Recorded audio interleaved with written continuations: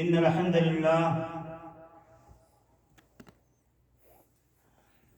لله الذي من علينا بالإسلام، والصلاة والسلام على أشرف الأنام وعلى آله وصحابته الكرام وعلى من تبعهم بإحسان إلى يوم القيامة. وأشهد أن لا إله إلا الله وحده لا شريك له، لا ند له ولا مثيل له. وأشهد أن سيدنا وسندنا ومولانا وحبيبنا وكريمنا وشفيعنا وقدوتنا وقرة أعيننا محمدا عبده ورسوله الذي أرسله بالحق بشيرا ونذيرا وداعيا إلى الله بإذنه وسراجا منيرا. أما بعد، قال الله سبحانه وتعالى: أعوذ بالله من الشيطان الرجيم. يا أيها الذين آمنوا كتب عليكم الصيام كما كتب على الذين من قبلكم لعلكم تتقون. وقال النبي الكريم المصطفى صلى الله عليه وسلم: من لم يدع قول الزور والعمل به فليس لله حاجة أن يدع طعامه وشرابه، أو كما قال عليه الصلاة والسلام: اللهم لا سهل إلا ما جعلته سهلا وأنت تجعل الحزن إذا شئت سهلا. اللهم إنا نعوذ بك من علم لا ينفع، ومن قلب لا يخشع، ومن نفس لا تشبع، ومن عين لا تدمع، ومن دعوة لا يستجاب لها. اللهم ربنا زدنا علما، اللهم ربنا زدنا علما، اللهم ربنا زدنا علما. مضطرب دل کی تمنا کو کہاں لے جاؤں، کوئی جادہ کوئی منزل کوئی ہمراہ نہیں. لوگ آئے ہیں میرے دل کو تسلی دینے، آہ سوزے غمِ دل سے کوئی آگاہ نہیں. نظر میں اٹھا کر جدھر دیکھتا ہوں، خطر دیکھتا ہوں، ضرر دیکھتا ہوں. اللہ تعالیٰ کی حمد و ثنا، ستائش، بزرگی، بڑائی اور اللہ ذو المنن کی تعریف و توصیف کے بعد درود و سلام اور اللہ کی رحمت نازل ہوں آقائے نامدار، تاجدار مکی و مدنی، پیغمبر آخر الزمان جناب محمد کریم صلی اللہ علیہ وسلم پر، وہ شخصیت مبارکہ اور مطہرہ کہ جس کو رب کائنات نے تمام اہل کائنات کے لیے امام کائنات، پیغمبر کائنات اور رحمت کائنات بنا کر اس دنیا میں جلوہ گر فرمایا، اور جن کی شخصیت کو اللہ تعالیٰ نے ہمارے اور آپ کے لیے رشد و ہدایت کا ایک مشعل اور ایک مینار نور قرار دیا. اللہم صلی علی سیدنا و نبینا محمد وعلی آلہ و ازواجہ و انصارہ و اعوانہ و اتباعہ وبارک وانعم وسلم تسلیما کثیرا کثیرا. مختصر حمد و صلاح کے بعد میرے بھائیوں، بزرگوں، عزیز دوستوں، گزشتہ نشست میں، گزشتہ اجتماع میں آپ کے سامنے ماہ رمضان المبارک کے لیے ہمیں اور آپ کو کن امور کا خیال کرنا ہے، ہماری تیاری کیا ہونی چاہیے، اس ماہ مبارک کا استقبال کیسے کرنا ہے، اس تعلق سے کچھ باتیں آپ کی سماعتوں کے حوالے کی گئی تھی. اللہ تعالیٰ سے دعا ہے کہ اللہ آج کے اس اجتماع میں، اس نشست میں بھی ہمیں موضوع کو کما حقہ ادا کرنے، سننے، سنانے اور اس پر عمل کرنے کی توفیق عطا فرمائے. اللہ مولائے کریم ہم سب کو ہمارے قول میں، ہمارے عمل میں اخلاص اور للہیت کی توفیق دے، اور اس مجلس میں اللہ ہم سب کی حاضری کو ہمارے لیے کل قیامت کے دن حجت بنائے، ہمارے خلاف اللہ اس کو حجت نہ بنائے. اس شرکت کو، اس حاضری کو اللہ تعالی دونوں جہان میں ہم سب کے لیے سعادت کا ذریعہ بنائے. میں نے آپ کے سامنے قرآن کریم کی مشہور ترین آیت کریمہ یا ایھا الذین آمنوا کتب علیکم الصیام کما کتب علی الذین من قبلکم لعلکم تتقون کی تلاوت کا شرف حاصل کیا ہے، اور اسی آیت سے ملتی جلتی نبی کریم صلی اللہ علیہ وسلم کی مشہور حدیث پاک کے ذکر کرنے کی بھی سعادت حاصل کی ہے۔ ان دونوں آیات کی روشنی میں انشاءاللہ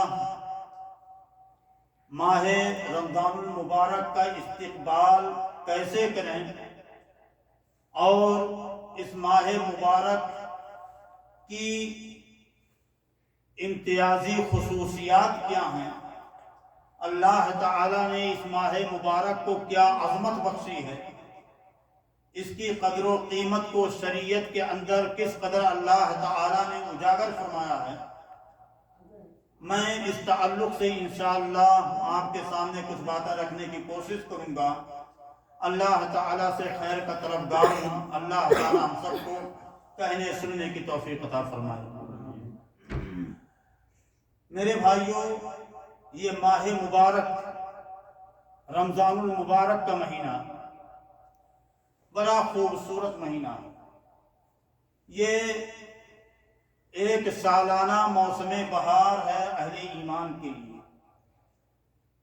اور اللہ تعالیٰ کی طرف سے ایک عطیہ ہے اہل توحید بندوں کے لیے، اہل اسلام کے لیے ایک بیش بہا انمول تحفہ ہے، ہدیہ ہے، اللہ کی بہت بڑی داد و دہش ہے، اللہ کا بہت بڑا فضل اور اللہ کا بہت بڑا انعام ہے اپنے ان بندوں کے لیے جو 11 مہینے اللہ تعالی کی عبادت میں اپنے لیل و نہار کو، شب و روز کو، زندگی کی ایک ایک ساعت اور ایک ایک پل کو گزارتے رہے، اور اس کے باوجود بشری اور انسانی تقاضوں کے پیش نظر کچھ لغزشیں ان سے صادر ہو جاتی تھیں، کچھ کوتاہیاں ہو جاتی تھیں، کچھ گناہ کا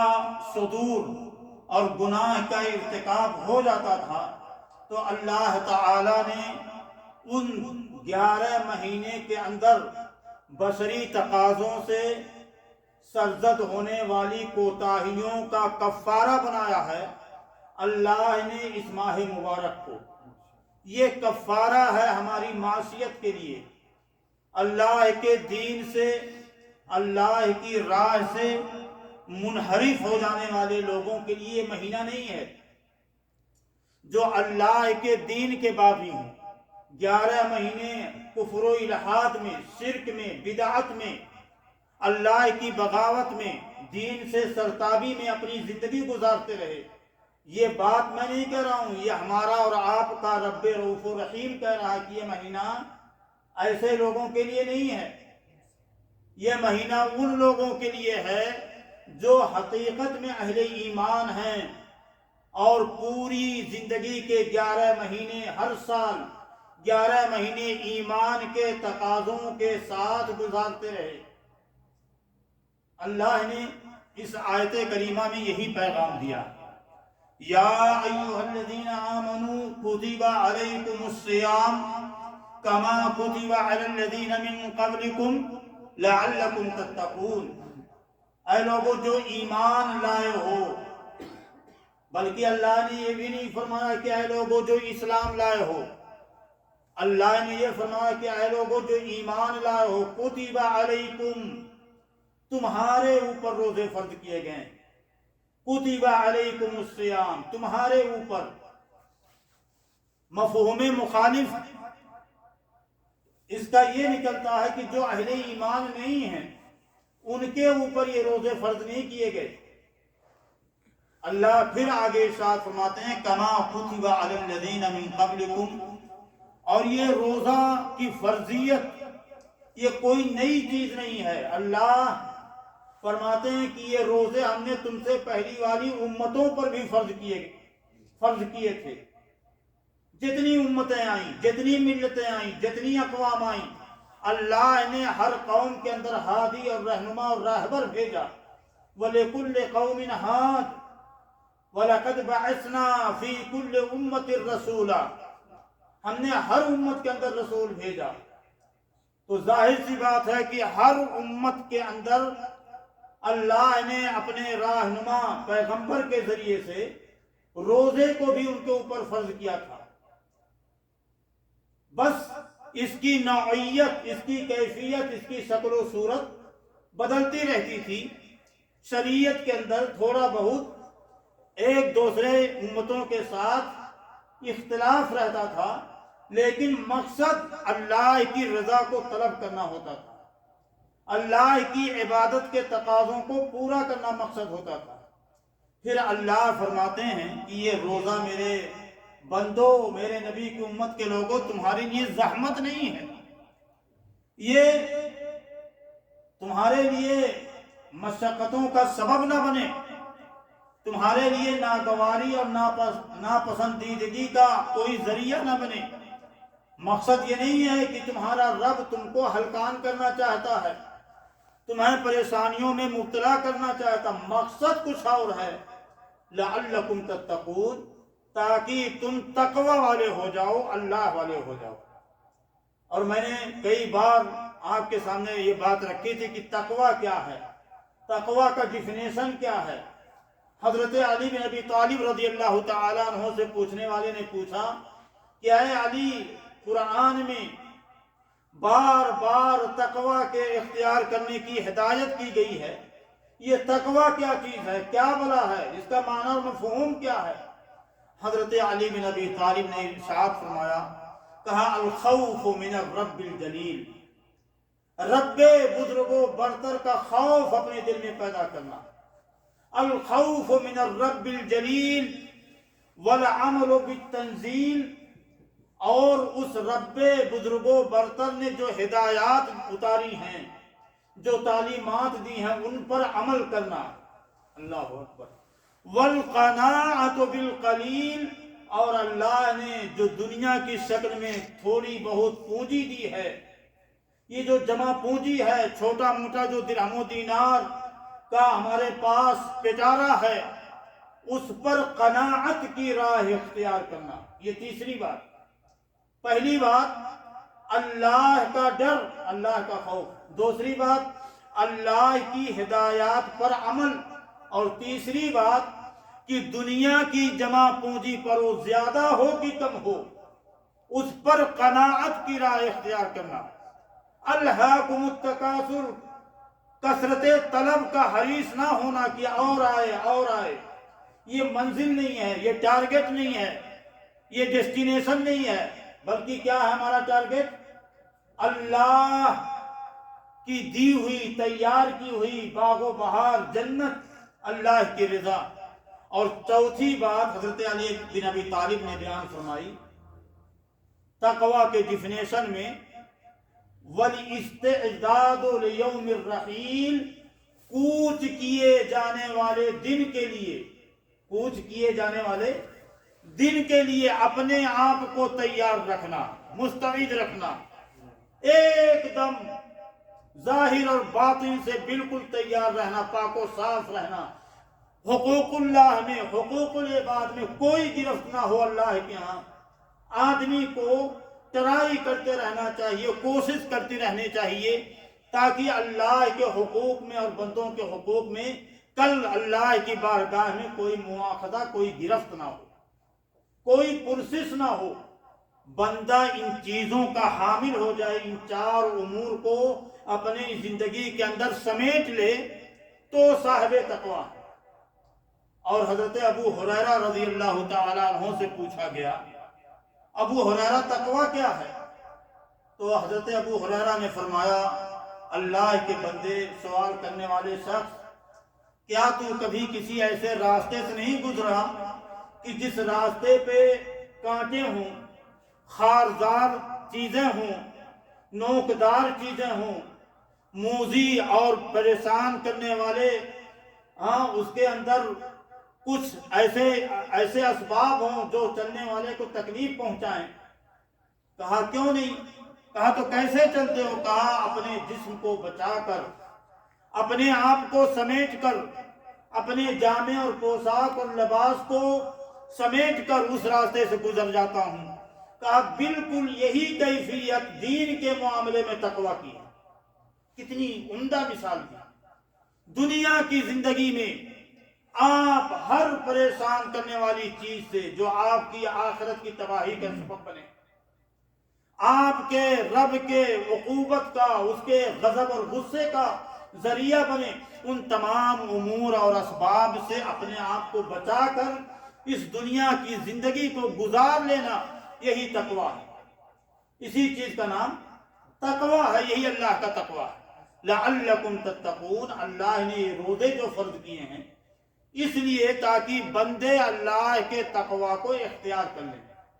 اور بڑی عجیب بات ہے کہ اس شریعت کے اندر عبادت کی جتنی بھی شکلوں اور صورتوں کو آپ دیکھتے ہیں، ان تمام شکلوں اور صورتوں میں آپ کو اس کا مقصد اللہ کا تقویٰ نظر آتا ہے۔ اللہ نے قربانی کے تعلق سے فرمایا لن ینال اللہ لحومها ولا دماؤها ولکن ینالہ التقویٰ منکم۔ میرے بندے، تیری قربانی کے یہ گوشت پوست خون ہڈیاں اللہ کو نہیں پہنچتے، اللہ کو کیا پہنچتا ہے؟ تیرے دل کا تقویٰ اللہ کو پہنچتا ہے۔ اللہ نے قرآن میں بلکہ مختصراً اجمالاً اس کا ذکر کر دیا وَمَن يُعَظِّمْ شَعَائِرَ اللَّهِ فَإِنَّهَا مِن تَقْوَى الْقُلُوبِ۔ اللہ کے دیے ہوئے شعائر، چاہے وہ نماز ہوں، روزے ہوں، حج ہوں، زکوٰۃ ہوں، صدقات و خیرات ہوں، ایثار و قربانی ہو، صلہ رحمی ہو، حقوق العباد سے متعلق امور ہوں، حقوق اللہ سے متعلق اعمال ہوں، جو بندہ ان کی تعظیم کرے، ان کی قدر و قیمت کو پہچان لے، فَإِنَّهَا مِن تَقْوَى الْقُلُوبِ، تو در حقیقت یہی دلوں کا تقویٰ ہے، یہی اللہ کی خشیت۔ تو بڑی بات اس روزے کے تعلق سے ہمیں اور آپ کو یہ سمجھنے کی ضرورت ہے کہ اللہ نے اس ماہ مبارک میں ہمیں روزوں کا مکلف کر کے ہلکان نہیں کیا ہے، ہمیں مزاحمتوں میں نہیں ڈالا ہے، بلکہ اللہ کا مقصد یہ ہے کہ بندہ صاحب تقویٰ ہو جائے اور اللہ والا بن جائے۔ اسی لیے نبی کریم صلی اللہ علیہ وسلم کی وہ حدیث پاک میں نے آپ کے سامنے پڑھی جو اس غرض و غایت کو واضح کرتی ہے۔ رسول اللہ صلی اللہ علیہ وسلم ارشاد فرماتے ہیں من لم يدع قول الزور والعمل به فليس لله حاجة ان يدع طعامه وشرابه، کہ جو شخص اس ماہ مبارک کو پا کر کے جھوٹی بات کو اور جھوٹی بات پر عمل کو ترک نہ کر دے، چھوڑ نہ دے، تو اے اللہ کے بندو، تمہارے رب کو اس کی قطعاً کوئی ضرورت نہیں کہ تم اپنے کھانے پینے کے اسباب کو ترک کرو، کھانے پینے کے اسباب کو چھوڑ دو، اللہ کو اس کی ضرورت نہیں ہے۔ یہاں پر قابل توجہ بات یہ ہے کہ اللہ تعالی نے بندے کو روزے کی حالت میں جائز چیزوں سے منع کیا، جائز چیزوں کے اپنانے سے، استعمال کرنے سے، اختیار کرنے سے منع فرمایا۔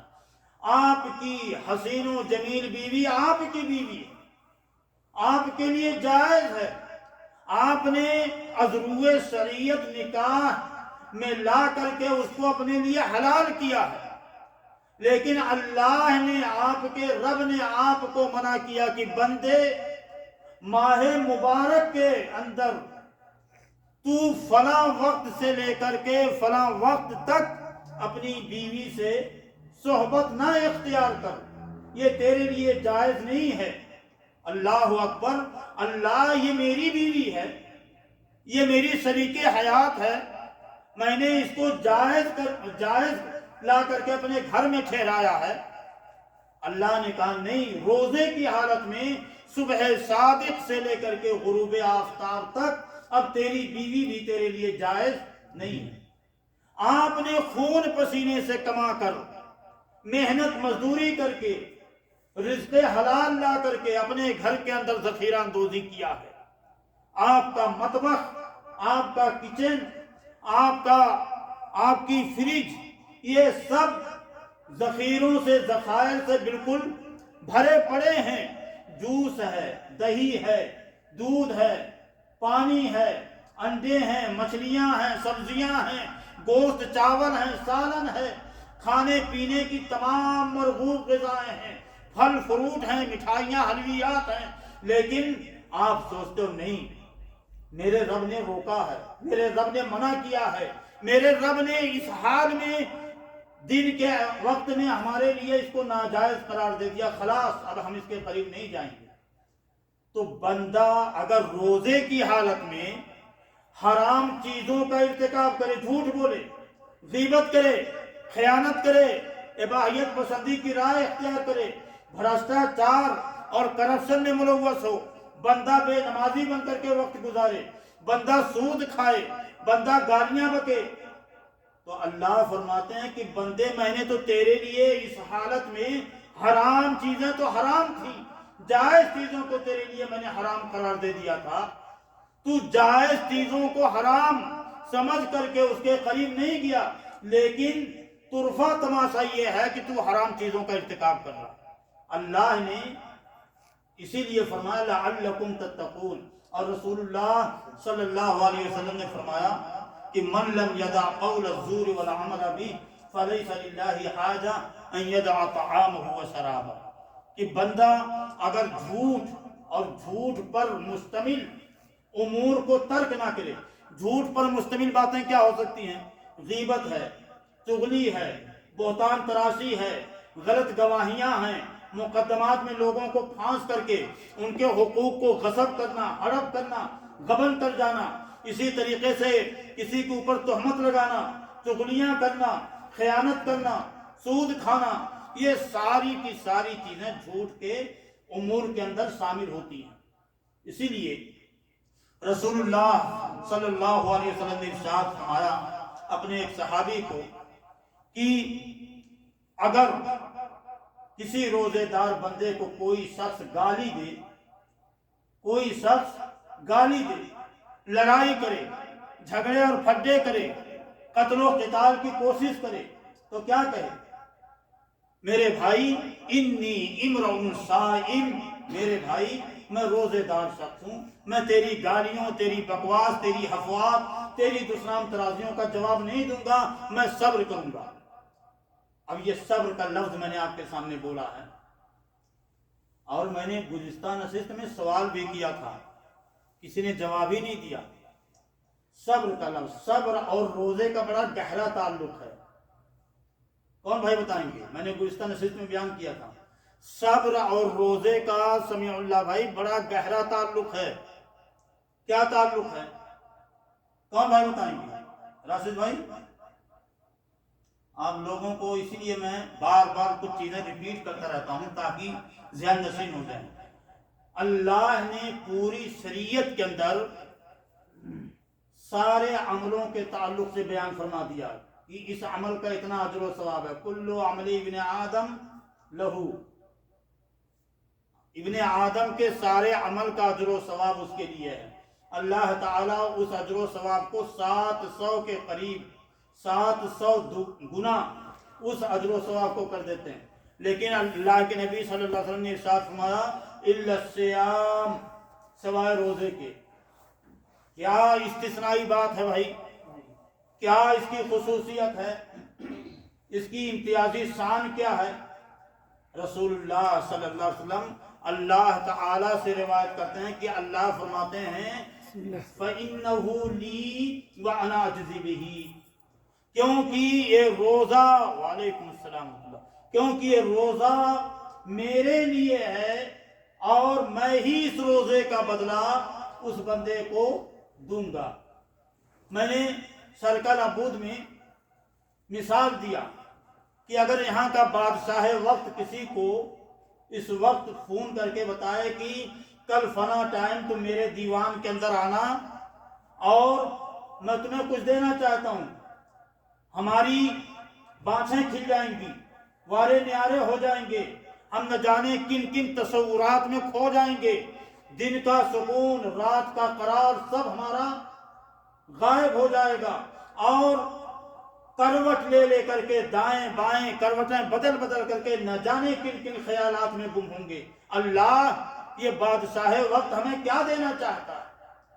لیکن یہاں تو اللہ کی کوئی مثال ہی نہیں۔ وَلِلَّهِ الْمَثَلُ الْأَعْلَى، ہمارا رب ہم سے وعدہ کر رہا ہے کہ بندے نے جو روزہ رکھا ہے اس کے سارے اجر و ثواب، اس کے عمل کے، اس کے عبادات کے اس کے لیے ہیں، لیکن روزے کا اجر و ثواب یہ میں اپنے بندے کو اپنے ہاتھ سے دوں گا۔ کتنا دوں گا وہ کسی کو پتہ نہیں ہے، کوئی تصور نہیں کر سکتا، کوئی سوچ نہیں سکتا۔ اور اسی لیے میں نے کہا کہ روزے اور صبر کا گہرا تعلق ہے، کیونکہ ایک دوسری بھی عبادت ہے صبر۔ انما یوفی الصابرون اجرہم بغیر حساب، صبر کرنے والے بندے کو بھی اللہ تعالی بغیر حساب و کتاب کے اجر و ثواب دیں گے، صلہ دیں گے، داد و دہش دیں گے۔ کتنا دیں گے کوئی نہیں حساب کتاب کر سکتا، اس کا کوئی اعداد و شمار نہیں، اس کا کوئی دائرہ نہیں، کوئی حد بندی نہیں، اس کا کوئی لمیٹیشن نہیں، کتنا دے گا اور اسی لیے یہ صبر بھی بہت بڑی عبادت ہے، بہت بڑی عبادت۔ چلتے پھرتے آپ کو کوئی روحانی اذیت پہنچاتا ہے، زبان سے، اپنی حرکات و سکنات سے، اپنے تعامل سے، اپنی بدسلوکیوں سے، غلط رویے سے آپ تھوڑی دیر کے لیے پریشان ہو جاتے ہیں، اور صاحب ایمان جو ہوتا ہے وہ صبر کر جاتا ہے، اور جس کے ایمان کے اندر کمی ہوتی ہے، نقص ہوتا ہے، وہ بلبلا اٹھتا ہے، ری ایکشن کے طور پر، رد عمل کے طور پر وہ اس کا دفاعی پوزیشن میں کھڑا ہو جاتا ہے۔ اسی لیے اللہ تعالیٰ نے اس صبر کو بھی روزے کے ساتھ ملایا۔ تو یہ مہینہ روزے کا مہینہ، صبر کا مہینہ، نزول قرآن کا مہینہ، تلاوت قرآن کا مہینہ، اللہ کی داد و دہش کا مہینہ، رحمتوں کا مہینہ، ربانی فیوض و برکات کا مہینہ، یہ جہنم سے آزادی کا مہینہ، یہ تراویح نوافل کا مہینہ، یہ صدقات و خیرات کا مہینہ، یہ اللہ کو راضی کرنے کا مہینہ، اعتکاف کا مہینہ، روزے کا مہینہ۔ اللہ کے نبی صلی اللہ علیہ وسلم نے اس ماہ مبارک کے تعلق سے کتنے فضائل، کتنے مناقب، اور اللہ تعالیٰ نے قرآن میں اس کی کتنی خصوصیات بیان کی ہیں۔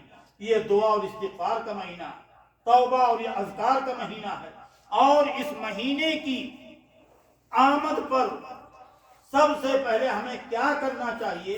ہمیں اپنی نیتوں کو درست کر لینا چاہیے، ہماری نیتیں درست ہونی چاہیے، اور اگر نیت کے اندر خلل ہے، ہمارے قصد و ارادے میں، ہمارے انٹینشن میں، ہماری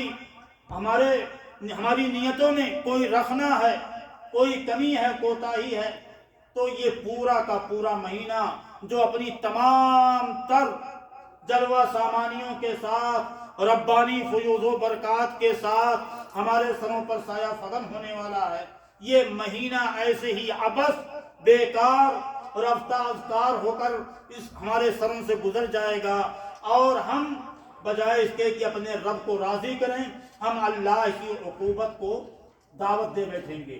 اس لیے میرے بھائی اپنی نیتوں کو درست کریں، اور آپ سیریس ہو جائیں کہ اگر آپ حقیقت میں صاحب ایمان ہیں تو اللہ نے آپ کے اوپر یہ روزے فرض کیے، آپ سنجیدگی کے ساتھ اور نہایت ہی مستقل مزاجی کے ساتھ سناٹے کے عالم میں، تنہائی کی کیفیت میں آپ تصور کریں، سوچیں کہ آپ کا رب آپ سے کرا یا ایھا الذین آمنوا کتب علیکم کتب علیکم الصیام، اے ایمان والو تمہارے اوپر روزے فرض کیے ہیں۔ اور اس ماہ مبارک کے کیا فضائل، کیا مناقب، کیا خصائص ہیں، اور کیا امتیازی اوصاف ہیں، کیا امتیازی شان اور نمایاں صفات اللہ نے اس کو دے رکھی ہے۔ یہ سید الشہور ہے، سید الشہور۔ اللہ تعالی کا کرم دیکھیے، ابھی الابود کمپنی میں نے یہ بات ذکر کی کہ اللہ کے نبی صلی اللہ علیہ وسلم کی ایک حدیث پاک ہے کہ اگر کوئی شخص کسی نہر کے پاس گھر بنا کر کے رہتا ہے اور اس نہر میں وہ سب روز 5 مرتبہ غسل کرتا ہے، اللہ کے نبی صلی اللہ علیہ وسلم نے اپنے صحابہ سے پوچھا کہ کیا اس کے جسم پر کچھ میل و کچیل، کچھ گرد و غبار، کچھ مٹی رہے گی؟ تو صحابہ نے کہا نہیں اللہ کے نبی صلی اللہ علیہ وسلم۔ آپ نے ارشاد فرمایا یہی کیفیت 5 وقت کے نماز کی، 5 جگانہ نمازوں کی یہی کیفیت۔ اور پھر اللہ کے رسول صلی اللہ علیہ وسلم کی ایک حدیث، اس میں اس کا ذکر ملتا ہے کہ ایک جمعہ دوسرے جمعہ تک کے بیچ کے لیے کفارۃ لما بینہما، کفارہ ہے سارے گناہوں کا۔ اور نبی کریم صلی اللہ علیہ وسلم کی اسی حدیث میں اس بات کا بھی ذکر ملتا ہے، آپ فرماتے ہیں کہ ایک رمضان دوسرے رمضان تک کے درمیان کے جتنے بھی گناہ ہیں، یہ آنے والا رمضان ان سارے گناہوں کے لیے کیا ہے؟ کفارہ ہے۔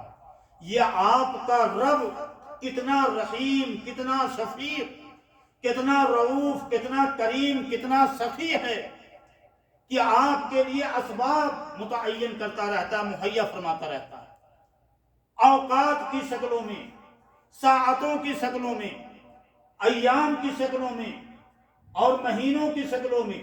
اور پھر اللہ تعالی مقامات اور جگہوں کے تعلق سے بھی آپ کو رہنمائی کرتا ہے کہ میرے بندے تو اگر یہ کام فلاں جگہ انجام دے گا تو تیرے لیے اس کے لیے اتنا اجر و ثواب ہے۔ مسجد نبوی ہو، عرفہ ہو، مزدلفہ ہو، مینا ہو، اور مسعی ہو، مطاف ہو، یا پوری روئے زمین پر اللہ کے عبادت خانے مسجدیں ہوں، یہ مدارس ہوں، مراکز ہوں، اور دعوتی نشستیں ہوں، یا وہ اجتماعات ہوں جہاں اللہ کا ذکر ہوتا ہو، اہل علم کی صحبتوں کی مجلسیں ہوں، تو وہاں پر بھی بعض اعمال ہمارے لیے اجر و ثواب کئی گنا اللہ تعالیٰ اس کے اندر بالیدگی اور افزائش عطا فرماتے ہیں۔ اسی طریقے سے تیسری شکل یہ ہوتی ہے اجر و ثواب کو زیادہ کرنے کی کہ اللہ تعالیٰ نے کچھ اعمال کو آپ کے لیے، ہمارے لیے دوسرے اعمال کے بالمقابل ممتاز کیا ہے، نمایاں کیا ہے کہ یہ عمل میرے بندے فلاں عمل سے اور زیادہ بہتر ہے۔ سمجھ بات آئی؟ مثال کے طور پر آپ روزے رکھتے رہو، صوم داؤد ہے، لیکن ایام بیض کے روزے، یوم الاثنین کے روزے، یوم الخمیس کے روزے، اور اسی طریقے سے ایام بیض تو آ گیا نا، اور عرفہ کا روزہ، محرم کا روزہ، سمجھ بات آئی؟ شعبان کے روزے، یہ روزے دوسرے دنوں کے روزے سے زیادہ افضلیت کے حامل ہیں، لیکن شعبان کے اور ان روزوں سے بھی کہیں زیادہ فضیلت کا حامل یہ رمضان المبارک کا روزہ۔ اللہ کے نبی صلی اللہ علیہ وسلم ارشاد فرماتے ہیں اگر کوئی بندہ رمضان کے مہینے کے روزے رکھتا ہے تو یہ روزے بندے کے سارے گناہوں کے لیے کفارہ ثابت ہوگا، مجتنبت الکبائر، بشرطے کی بندہ کبائر سے اپنے آپ کو بچا لے، کبائر سے، کسی کا قتل نہ کیا ہو، کسی کی غیبت نہ کی ہو، زنا نہ کیا ہو، چوری نہ کی ہو، شرک نہ کیا ہو، بدعت کا کام انجام نہ دیا ہو۔ تو یہ بہت بڑی بات ہے کہ یہ روزے 29 دن کے یا 30 دنوں کے روزے یہ ہمارے سارے گناہوں کے لیے کفارہ ہے۔ ایسے ہی اللہ تعالیٰ کے رسول جناب محمد رسول اللہ صلی اللہ علیہ وسلم نے عمرے کی بھی مثال دی۔ ایک عمرے کا اجر و ثواب قرآن اور حدیث میں بے حد بے حساب بتایا گیا، لیکن وہی عمرہ اگر بندہ رمضان المبارک کے مہینے میں کرتا ہے تو اللہ کے نبی صلی اللہ علیہ وسلم نے کیا ارشاد فرمایا کہ گویا کہ اس شخص نے حج کیا، حج۔ اور ایک دوسری روایت میں ہے کہ صرف حج نہیں کیا بلکہ میرے ساتھ حج کیا۔ تو کتنی فضیلت ہے۔ تو میں نے آپ کے سامنے یہ کچھ تمہیدی باتیں تھی، میں نے پروگرام ٹھیک 10:55 پہ یا 10:56 پہ شروع کیا، تو یہ تمہیدی باتیں تھی۔ اب میں کچھ نکاتی طور پر کچھ باتیں آپ کے سامنے رکھنا چاہتا ہوں کہ اس ماہ مبارک کو اللہ تعالیٰ نے جو یہ عظمت بخشی ہے، جو مقام دیا ہے، جو اس کی عظمت شان ہے، قرآن اور حدیث میں بے حد اور بے حساب ہے۔ لیکن میں آپ کے پاس کچھ چیزیں لے کر کے آیا ہوں، قرآن اور حدیث کی روشنی میں 10 خاص امور کی طرف آپ کو توجہ دلانا چاہتا ہوں۔ پہلی بات کہ اللہ تعالیٰ نے اس ماہ مبارک کے روزوں کو دین اسلام کے ارکان میں سے چوتھا رکن قرار دیا۔ دین اسلام کے ارکان میں سے چوتھا رکن ہے۔ اللہ تعالیٰ نے ارشاد فرمایا شہر رمضان الذی انزل فیہ القرآن ھدی للناس وبینات من الہدی والفرقان فمن شہد منکم الشہر فلیصم۔ اللہ اکبر۔ جو اس ماہ مبارک کو پائے وہ روزہ رکھے، یہ روزہ فرض ہے۔ اس کے لیے کچھ استثنائی شکلیں ہیں کہ فلاں آدمی کے لیے گنجائش رکھی گئی ہے، اصحاب الاعذار جو عذر والے ہیں ان کے لیے اللہ تعالیٰ نے گنجائش رکھی ہے، اس کی کچھ شکلیں بتائی گئی ہیں، وہ انشاءاللہ کسی موقع پر بیان کروں گا۔ لیکن حقیقت یہ ہے کہ یہ روزہ رمضان المبارک کا فرض ہے بے عینہ، ایسے ہی جیسے کلمہ توحید کا اقرار کرنا، کلمہ توحید کا، کلمہ رسالت کا اقرار کرنا، نمازوں کا اہتمام کرنا اور زکوٰۃ دینا، ایسے ہی یہ روزہ ارکان اسلام میں سے چوتھا رکن کی حیثیت رکھتا ہے۔ اور عبداللہ بن عمر رضی اللہ تعالیٰ عنہ کی حدیث پاک ہے، ارشاد فرماتے ہیں کہ نبی کریم صلی اللہ علیہ وسلم نے ارشاد فرمایا بنی الاسلام علی خمس شہادت لا الہ الا اللہ، اور یہ حدیث صحیح بخاری صحیح مسلم دونوں میں، بنی الاسلام علی خمس، اسلام کی بنیاد 5 چیزوں پر ہے۔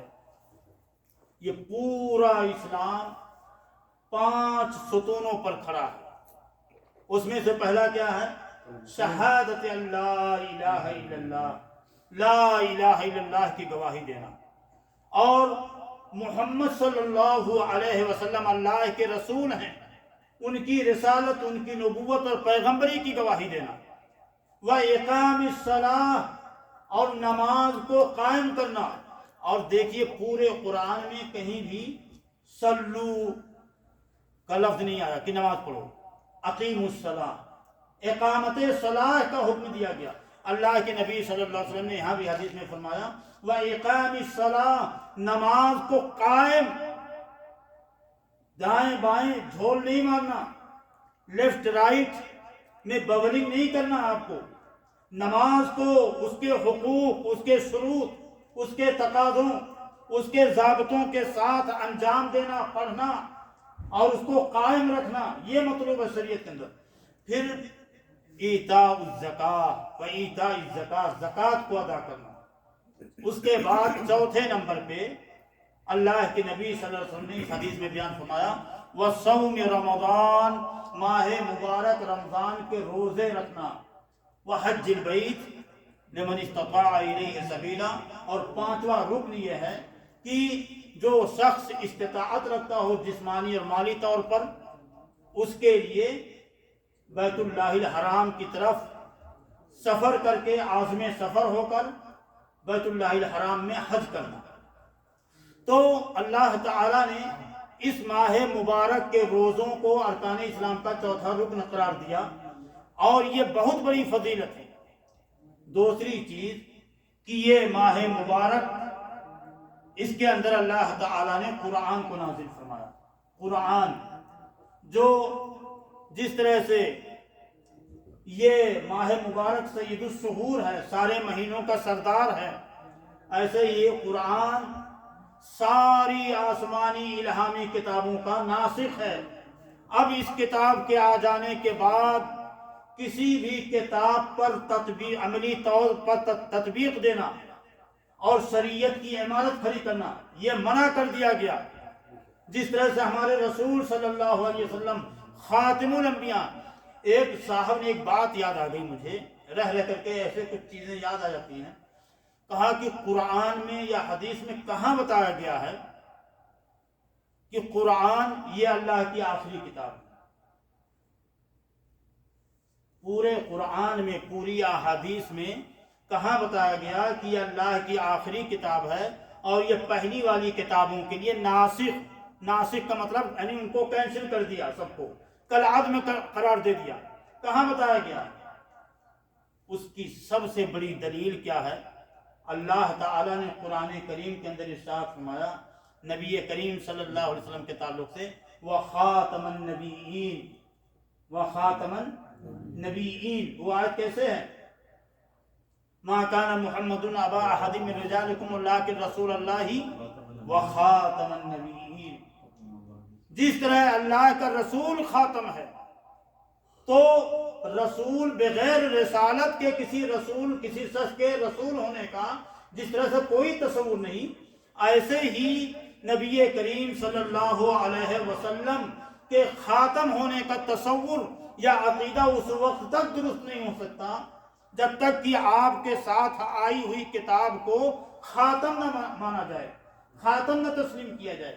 یہ کتاب اپنے رسول صلی اللہ علیہ وسلم کے ساتھ ساتھ دوسری کتابوں کے لیے یہ کتاب بھی خاتم ہے۔ یہ دوسری الہامی کتابوں کو ختم کرتی ہے، کالعدم قرار دیتی ہے۔ ان پر ایمان لانا ضروری ہے، لیکن یہ ایمان بھی لانا ضروری ہے کہ ان کتابوں کے اندر تحریف ہو چکی، تبدیل ہو چکی، تبدیلی آ چکی، تغیر اور تحریف ہو چکی ہے۔ اب ان کتابوں پر عمل کرنا یہ کسی کو زیب نہیں دیتا، بلکہ عمل کرنا ہے تو اللہ کی بھیجی ہوئی آخری کتاب قرآن کریم پر۔ تو اللہ تعالیٰ نے اس ماہ مبارک کے اندر اپنی آخری کتاب قرآن کو نازل کیا۔ اب قرآن کے کتنے حقوق، ابھی میں وہاں بیٹھ کر کے آپ لوگوں کو یہی باتیں سمجھا رہا تھا کہ قرآن کی عظمت کیا ہے، قرآن کا مقام شریعت کے اندر کیا۔ ہم بڑے بد نصیب لوگ ہیں، اتنی عظیم الشان محتم بالشان اللہ کی کتاب ہمارے پاس ہے، اور یہ بدبختی اس قوم مسلم کے اندر یہ بہت عجیب اور دل کو بڑی تکلیف میں مبتلا کرنے والی چیز ہے کہ ہم عام طور سے کسی بھی آفت اور ناگہانی مصیبت کا سبب اور ذریعہ اپنے علاوہ دوسروں کو مانتے ہیں، دوسروں کو بناتے ہیں۔ حقیقت یہ ہے کہ سارے کے سارے زوال اور پستی کا سبب ہمارے اندر خود موجود ہے، ہمارے اندر موجود ہے۔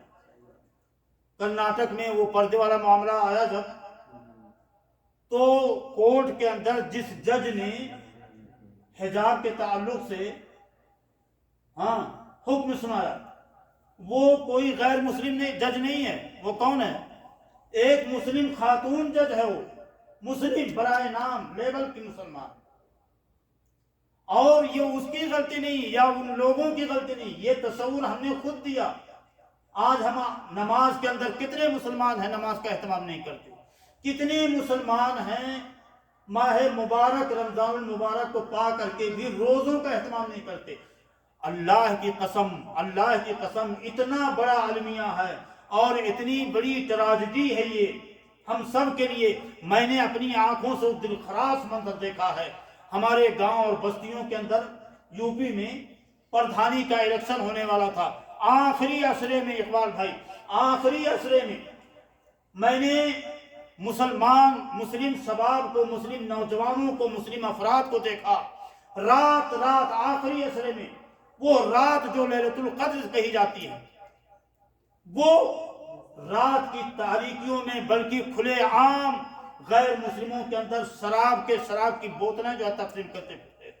یہ مسلمان تھے جو الیکشن میں اٹھے ہوئے تھے، الیکشن میں کھڑے تھے اور اپنے حاشیہ برداروں کو شراب کی بوتلیں دے دے کر کے غیر مسلموں کے پاس بھیج رہے تھے رمضان کے مبارک مہینے میں، اور وہ آخری عشرہ، اور آخری عشرے میں وہ رات جس کا میں آپ کے سامنے ذکر کرنے والا ہوں کہ اللہ نے اس قرآن کو اس ماہ مبارک کے اندر نازل فرمایا۔ کتنی بڑی بات ہے، اور وہ دلیل کیا ہے؟ انا انزلناہ فی لیلۃ القدر شہر رمضان الذی انزل فیہ القرآن ھدی للناس وبینات من الہدی والفرقان۔ اس کی تیسری فضیلت احمد بھائی یہ ہے کہ یہ مہینہ ہدایت کا مہینہ ہے، جہاں بہت ساری اس کی عظمتیں ہیں، مغفرت کا مہینہ، جہنم سے آزادی کا مہینہ، ربانی فیوض و برکات کا مہینہ، تلاوت قرآن کا مہینہ، نزول قرآن کا مہینہ، روزے کا، نوافل کا، صدقات و خیرات کا مہینہ، اعتکاف کا مہینہ، دوسروں کے ساتھ ہمدردی اور مواسات اور غمخواری کا مہینہ، اپنے اقارب کے ساتھ صلہ رحمی کا مہینہ۔ ایسے ہی یہ مہینہ ہدایت کا بھی مہینہ ہے۔ اس مہینہ کے آتے ہی جن کے دلوں میں ذرا سا بھی ایمان کا کچھ شائبہ ہوتا ہے، کتنے سود خوری سے تائب ہو جاتے ہیں۔ 11 مہینے قرآن کی تلاوت نہیں کرتے، لیکن رمضان المبارک کا مہینہ آتے ہی یہ قرآن کی تلاوت کی طرف متوجہ ہو جاتے ہیں۔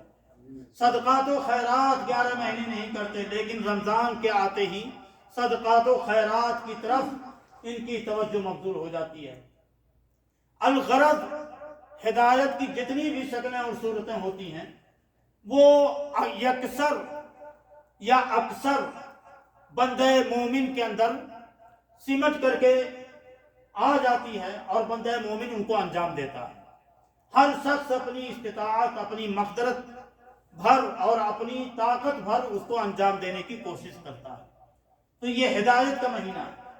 اور پھر اللہ نے فرمایا کہ اس مہینے کے اندر ایک ایسی عجیب و غریب رات ہے کہ جو کچھ ساعتوں، کچھ ایام سے نہیں، یا کچھ ماہوں سال سے نہیں، بلکہ اللہ تعالیٰ نے فرمایا خیر من الف شہر، 1000 مہینے سے زیادہ بہتر ہے۔ 1000 مہینے میں ایک پکا، سچا، اکمل، کامل مومن ساری عبادتیں، ساری ریاضتیں، سارے مجاہدے کر کے جس قدر اجر و ثواب کما سکتا ہے، ایک پکا، سچا، کامل، اکمل مومن وہ 1000 مہینے کی عبادت کے اجر و ثواب اس ایک رات کے اندر، اگر اللہ کی طرف سے توفیق شامل حال ہوئی، اللہ کی مشیت ہوئی، تو اس ایک رات کے اندر کما سکتا ہے۔ خیر من الف شہر، 1000 مہینے سے زیادہ بہتر ہے ایک رات۔ یہ رب ہمارے اوپر کتنا مہربان، کتنا رؤوف، کتنا رحیم، کتنا کریم ہے، آپ اس کا تصور کیجیے۔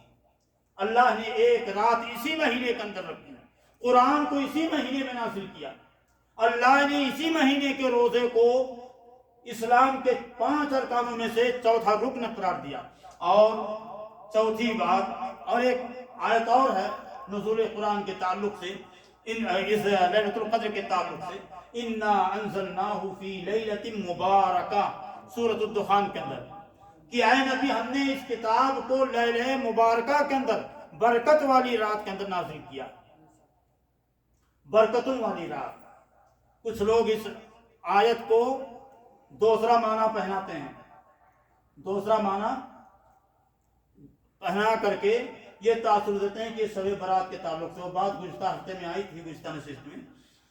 اور اللہ فرماتے ہیں چوتھی خصوصیت اس کی یہ ہے کہ نبی کریم صلی اللہ علیہ وسلم کی حدیث کی روشنی میں، صحیح بخاری اور صحیح مسلم کی ہے، ابو ہریرہ فرماتے ہیں کہ اللہ کے نبی نے فرمایا صلی اللہ علیہ وسلم، من صام رمضان ایمانا و احتسابا غفر له ما تقدم من ذنبه، کہ جس کسی نے بھی اس ماہ مبارک کے روزے رکھے ایمان کے ساتھ، یا ایھا الذین آمنوا کتب علیکم الصیام، اس کو نہ بھولیے، ایمان کے ساتھ، و احتسابا، اللہ تعالی سے حسن نیت کے ساتھ، ناگواری کے ساتھ نہیں، اس کو زحمت سمجھ کر کے نہیں، احتساب کے ساتھ، احتساب کا مطلب اور معنی اور مفہوم یہی ہے کہ اللہ سے اجر و ثواب کی امید کرتے ہوئے حسن نیت، حسن ارادہ کے ساتھ اس عمل کو انجام دیتا ہے،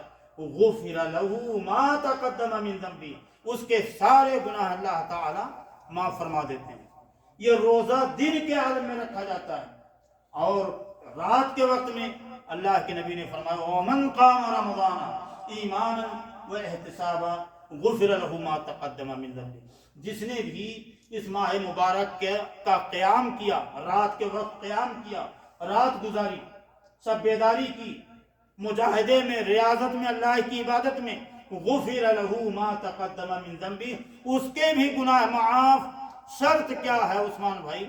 ایماناً و احتسابا، اس شکل میں، اس حال میں کہ وہ صاحب ایمان تھا، اور اس حال میں کہ اس کی نیت درست تھی، اپنے رب کریم کی ذات کے تعلق سے اس کا ارادہ، اس کی نیت درست تھی، یعنی اس کا وہ عمل اسی کے لیے خالص تھا۔ پانچویں اس کی فضیلت یہ ہے، اللہ کے نبی صلی اللہ علیہ وسلم نے ارشاد فرمایا کہ اللہ تعالی اس ماہ مبارک کے آتے ہی جنت کے سارے دروازوں کو کھول دیتے ہیں اور جہنم کے سارے دروازوں کو بند کر دیتے ہیں، اور شیاطین کو قید و بند میں ڈال دیا جاتا ہے۔ میں ابھی آج مغرب سے پہلے عزیزی سلمان سے میں نے پوچھا کہ کل ہلال رمضان ہے، تو کہہ رہا کہ امید ہے کہ کل پہلی تراویح ہے۔ تو اس حدیث کو واللہ کہہ رہا ہوں، یہ اپنے دلی کیفیات اور دلی جذبات بیان کرتا ہوں۔ میں سوچنے لگا کہ کل جو ہے اللہ کا فضل خاص اہل ایمان پر، اہل اسلام پر ہونے والا ہے۔ اللہ جنت کے سارے دروازوں کو بند کرا دیں گے، اور جہنم کے سارے دروازوں کو اللہ بند کرا دیں گے، جنت کے سارے دروازے کھول دیں گے۔ اس منظر کا تصور کرو آپ کہ اللہ اس ماہ مبارک کی آمد ہوتے ہی بندوں کو اپنی مغفرت کا پروانہ دیں گے، اور فرشتوں کو حکم دیں گے کہ جنت کے سارے دروازوں کو کھول دو۔ وہ رب کتنا رؤوف ہے، کتنا رحیم اور کریم ہے کہ جہنم کے دروازوں کو اللہ بند کرا دیں گے 1 مہینے کے لیے۔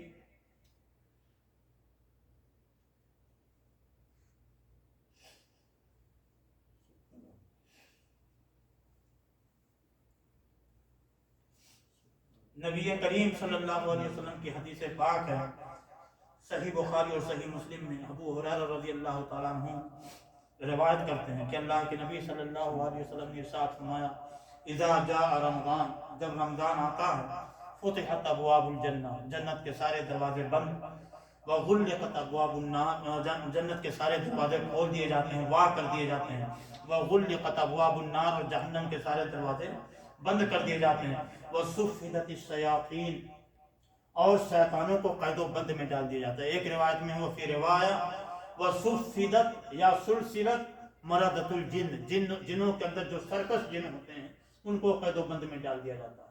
پھر اسی روایت کے اندر اللہ کے نبی صلی اللہ علیہ وسلم نے ارشاد فرمایا ہے، فرماتے ہیں کہ ایک منادی آواز دیتا ہے، یہ منادی کون ہے؟ فرشتہ، ہاتف غیبی، یا باغی الخیر اقبل و یا باغی الشر اقصر، اے خیر کے چاہنے والے آگے بڑھ، آگے بڑھ، آگے چل، آگے نکل، مسارعت کر، ریس لگا، مسارعت کر، سبقت لے جا، یا باغی الخیر اقبل و یا باغی الشر اقصر، اور اے شر کے طلبگار، شر کو چاہنے والے، برائیوں کو چاہنے والے، رک جا، بس کر، ٹھہر جا، آگے نہ بڑھ، تیرے پاپ اب بہت ہو چکے، تیری معصیت بہت ہو چکی، یا باغی الشر اقصر۔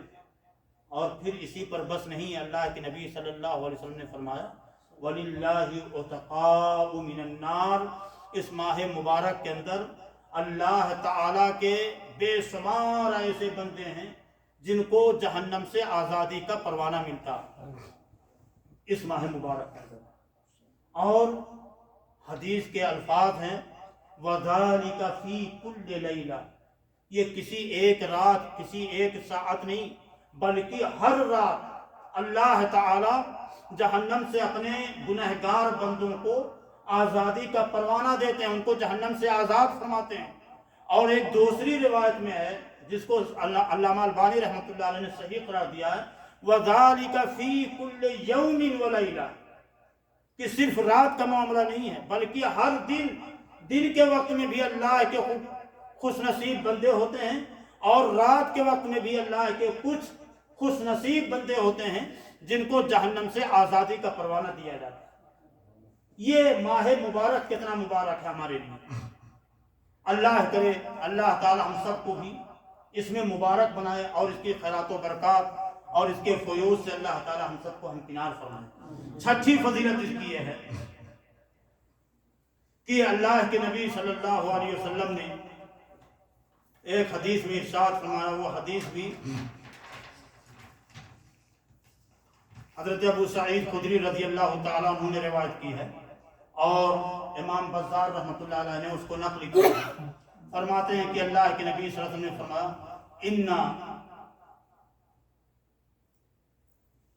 یہ حدیث الصلوات الخمس، جیسا کہ میں نے ذکر کیا تھا شروع میں تمہید میں، الصلوات الخمس والجمعۃ الى الجمعہ ورمضان الى رمضان مکفرات ما بینہن اذا اجتنبت الکبائر، کہ 5 وقت کی نمازیں آپس میں درمیان کے گیپ میں، درمیان کی مسافت میں جتنے بھی گناہ ہوئے ہوتے ہیں یہ ایک دوسرے کے لیے کفارہ بنتی ہیں۔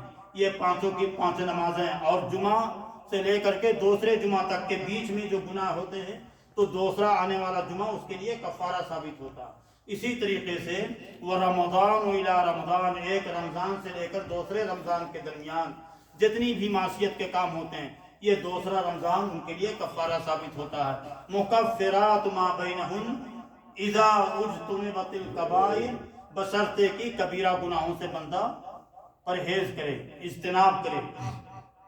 اسی طریقے سے اس کی ایک فضیلت یہ بھی ہے کہ نبی کریم صلی اللہ علیہ وسلم نے یہ فضیلت خاص طور سے آپ لوگوں پر توجہ چاہتا ہوں آپ لوگوں کی، کہ اللہ کے نبی صلی اللہ علیہ وسلم نے ارشاد فرمایا ایک حدیث کے اندر، وہ حدیث بعد میں پڑھوں گا لیکن اس کا معنی اور مفہوم پہلے واضح کر دوں، کہ اس ماہ مبارک کے روزے اور سوال کے 6 روزے، سوال کے 6 روزے، یہ ماہ مبارک کا روزہ اور سوال کا 6 روزہ، یہ 36 روزے مل کر کے پورے 1 سال کے روزوں کے برابر کی حیثیت رکھتے ہیں۔ بندہ گویا اس نے پورے 1 سال کے روزے رکھے، اس قدر اس کو اجر و ثواب ملے گا۔ اس کی شکل کیا ہے؟ اللہ کے نبی صلی اللہ علیہ وسلم نے ارشاد فرمایا، اور یہ حدیث ابو ایوب انصاری رضی اللہ تعالیٰ عنہ کی ہے، اللہ کے رسول فرماتے ہیں من صام رمضان ثم اتبعہ 6 من شوال کان کصیام الدہر، اور دوسری روایت میں فکأنما صام الدہر کلہ، کہ جس نے رمضان کے روزے رکھے اور رمضان کے بعد شوال کے 6 روزے رکھے تو گویا اس نے پورے سال کا روزہ رکھا۔ کیسے ہے یہ؟ شریعت کا ایک اصول ہے کہ ایک نیکی کریں گے آپ تو وہ 10 گنا اجر و ثواب کا حق رکھتی ہے، ایک نیکی 10 گنا اجر و ثواب کا حق رکھتی ہے۔ تو بندے نے 30 دن روزے رکھے، 1 مہینے روزے رکھے، یہ کتنے ہو گئے؟ 300، اور 6 شوال کے روزے۔ ایک چیز یہاں واضح کر دوں، مسئلہ کچھ لوگ یہ سمجھتے ہیں کہ لگاتار کنٹینیو روزے رکھنے ہیں، ایسا نہیں ہے۔ پورے شوال میں آپ گیپ کر کے بھی کیسے بھی روزے رکھ سکتے ہیں ذہین بھائی، پورے شوال میں۔ اور انشاءاللہ باتیں آئیں گی، احکام و مسائل بیان ہوں گے، بعد میں بتاؤں گا انشاءاللہ، لیکن مختصراً یہ کہ پورے شوال میں آپ کبھی بھی آگے پیچھے کر کے 6 روزے پورے کر سکتے ہیں، کوئی ضروری نہیں ہے کہ تسلسل ہو، استمرار ہو۔ اچھا، بات یہ ہو رہی تھی کہ 6 روزے یہ 60 دنوں کے، یہ 60 دنوں کے روزے، اور یہ 30 روزے 300 دنوں کے روزے، کل گویا 1 سال کے روزے بندے نے رکھے، بشرطے کہ وہ رمضان کے بعد شوال کے 6 روزے رکھے۔ اسی طریقے سے اس میں ایک فضیلت یہ بھی ہے کہ جس شخص نے اس ماہ مبارک کے اندر امام کے ساتھ قیام کیا، قیام اللیل، حتی ینصرف، یہاں تک کہ امام واپس آ گیا، کتب لہ قیام لیلۃ، یعنی اگر امام کے ساتھ کھڑا ہوا قیام میں اور امام کے ساتھ ہی وہ واپس آیا، کتب لہ قیام لیلۃ، تو اس کے لیے پوری رات کا قیام اللہ تعالیٰ لکھ دیتے ہیں۔ یہ اللہ کا فیض ہے، اللہ کا فضل خاص ہے بندوں پر۔ اور یہ حدیث سنن نبی داؤد کے اندر ہے، ابو ذر رضی اللہ تعالیٰ عنہ اس حدیث کے راوی ہیں۔ اسی طریقے سے نبی کریم صلی اللہ علیہ وسلم کی حدیث ہے، انہ من قام مع الامام حتی ینصرف کتب لہ قیام لیلۃ، صححہ الالبانی، امام البانی نے اس حدیث کو صحیح قرار دیا۔ آخری فضیلت جو میں آپ کے سامنے بیان کرنا چاہتا ہوں، اور میں نے بتایا بھی آپ کو کہ اس ماہ مبارک کے اندر ایک روزہ یہ ایک حج کے ثواب کا حق رکھتا ہے، ایک حج کے برابر کی حیثیت رکھتا ہے۔ ایک عمرہ اس ماہ مبارک میں اگر کوئی کرتا تو گویا کہ اس نے ایک حج کیا۔ اور صحیح حدیث بھی ہے کہ جس میں اللہ کے نبی صلی اللہ علیہ وسلم نے فرمایا انہا تعدل کحجۃ معی، کہ گویا کہ اس بندے نے میرے ساتھ حج کیا۔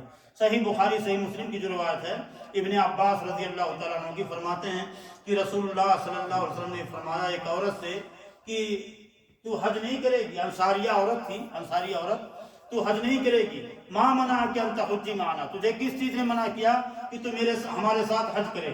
قالت، تو اس نے کہا کہ اے اللہ کے رسول، لم یکن لنا الا نازحان، ہمارے پاس صرف دو نازح کس کو کہتے ہیں؟ اونٹ کو کہتے ہیں، اونٹ جس کے ذریعے سے پانی کا کام لیا جاتا ہے۔ کہا ہمارے پاس صرف دو اونٹ تھے، اور فحج ابو ولدها وابنها على ناظر، تو میرے شوہر نے اور میرے بیٹے نے ایک اونٹ لے لیا حج کرنے کے لیے، باقی بچا ایک دوسرا اونٹ، وَتَرَكَ لَنَا نَاضِحًا نَنْزَهُ عَلَيْهِ، اور ایک اونٹ چھوڑ دیا جس کے ذریعے سے ہم پانی کا کام لیتے ہیں، سیرابی کا کام لیتے ہیں۔ قَالَ فَإِذَا جَاءَ رَمَضَانُ فَاعْتَمِرِي، تو نبی کریم صلی اللہ علیہ وسلم نے آپ نے حکم دیا یا آپ نے رہنمائی فرمایا کہ جب رمضان آئے گا تو عمرہ کر لے، فَإِنَّ عُمْرَةً فِيهِ تَعْدِلُ حَجًّا، کیونکہ ماہ مبارک رمضان میں عمرہ کرنا یہ ایک حج کا ثواب رکھتا ہے۔ اور صحیح مسلم کی روایت میں ہے حجۃ معی، کہ میرے ساتھ حج کرنے کا ثواب رکھتا ہے۔ تو یہ ساری فضیلتیں ہیں، یہ سارے مناقب ہیں جو میں نے آپ کے سامنے مختصر انداز سے 10 کی تعداد میں آپ کے سامنے بیان کیے ہیں۔ اور یہ ماہ مبارک اگر کل شروع ہوتا ہے تو اللہ کے واسطے آپ اپنی نیتوں کو درست رکھیں، اپنے اندر عزیمت پیدا کریں، اور تیسرے نمبر پر اللہ تعالیٰ سے توبہ نصوح کریں، اور سیریس ہو کر، سنجیدہ ہو کر جد اور اجتہاد، نشاط، سرگرمی اور اپنے اندر حرکت اور ایکٹیویٹیز پیدا کرنے کی کوشش کریں، جس کو ہم اپنی شریعت کی اصطلاح میں کیا کہتے ہیں؟ مجاہدہ۔ اللہ نے قرآن میں فرمایا وَالَّذِينَ جَاهَدُوا فِينَا لَنَهْدِيَنَّهُمْ سُبُلَنَا، کہ ہمارے راستے میں، ہمارے رضا کی خاطر، ہماری خوشنودی کی طلب میں جو لوگ کوشش کرتے ہیں، مجاہدہ کرتے ہیں، تو ہم ایسے لوگوں کو صراط مستقیم کی طرف رہنمائی کرتے ہیں، اپنے راستے کی طرف ان کو ہدایت دیتے ہیں۔ تو جد و اجتہاد، کوشش، جد و جہد، نشاط اور سرگرمی پیدا کرنے کی ضرورت ہے۔ اور اس ماہ مبارک کے چاند کو دیکھنا بھی سنت ہے، اور اگر کچھ لوگ دیکھ لیتے ہیں تو دوسرے لوگوں پر کوئی ضروری نہیں ہے، یہ فرض کفایہ ہے۔ لیکن اگر کوئی نہیں دیکھتا گاؤں اور بستی کے لوگوں میں سے باہر نکل کر کے، تو پھر پوری کی پوری بستی گنہگار ہوگی۔ تو کم سے کم 2-4 لوگ، 2-4 افراد، ان کو یہ سنن محجورہ جو چھوٹ گئی ہیں، آج ہم لوگوں نے آلات پر پورا اعتماد کر لیا ہے، لیکن سنت سمجھ کر کے ہم سب کو نکلنے کی کوشش کرنی چاہیے، صحراؤں میں، بیابان میں چاند کو دیکھنے کی کوشش کرنی چاہیے۔ اور اس کا طریقہ کیا کہ اگر چاند نظر آئے تو کیا کون سی دعا ہے؟ اللہم اہلہ علینا، ہاں ماجد بھائی، ہاں کون ہے؟ اللہم اہلہ علینا بالامن والایمان والسلامت والاسلام ربی و ربکا اللہ۔ ہم لوگ کتنے بدنصیب ہیں، کتنے بدنصیب ہیں، ہم اذکار نہیں جانتے، دعائیں نہیں جانتے، وہ قرآن کی دعائیں ہوں، احادیث کی دعائیں ہوں، ہاں، اور جب کوئی مصیبت آتی ہے تو ایسا روتے ہیں، بلبلاتے ہیں اور قسم پرسی اور اپنی بے چارگی ذکر کرتے ہیں۔ اللہ کے نبی صلی اللہ علیہ وسلم نے ہر چیز کے لیے ہم سب کو دعائیں سکھائی ہیں، ہر چیز کے لیے، لباس، نیا لباس پہننا ہو، نیا پھل کھانا ہو، ہاں، بیوی کے پاس جانا ہو، کھانا کھانا ہو، حمام میں جانا ہو، کیا کیا چیزیں آپ کے سامنے بیان کی جائیں۔ اللہ تعالی ہم سب کو راہ راست کی طرف رہنمائی فرمائے۔ تو یہ فیوض و برکات کا مہینہ آنے والا ہے، یہ مغفرت کا مہینہ، رحمت کا مہینہ، جہنم سے آزادی کا مہینہ، تلاوت قرآن کا مہینہ، ذکر و اذکار کا، دعا کا، استغفار کا، توبے کا مہینہ ہے، نوافل کا مہینہ، روزے کا مہینہ ہے، ربانی فیوض و برکات کا مہینہ ہے۔ اپنی تمام تر جلوہ سامانیوں کے ساتھ یہ مہینہ ہمارے سروں پر سایہ فگن ہونے والا ہے۔ نزول قرآن کا مہینہ، تراویح کا مہینہ، جہنم سے آزادی کا مہینہ، اس مہینے کی قدر و قیمت کو سمجھیں اور ہوش کے ناخن لیں۔ یہ زندگی، یہ وقت کبھی بھی اللہ تعالی ہم سے چھین سکتا ہے۔ اللہ ہماری زندگیوں کو مبارک بنائے اور ایمان اور عمل صالح کے ساتھ اللہ صحت اور خیر و برکت کی زندگی عطا فرمائے۔ اللہ ہم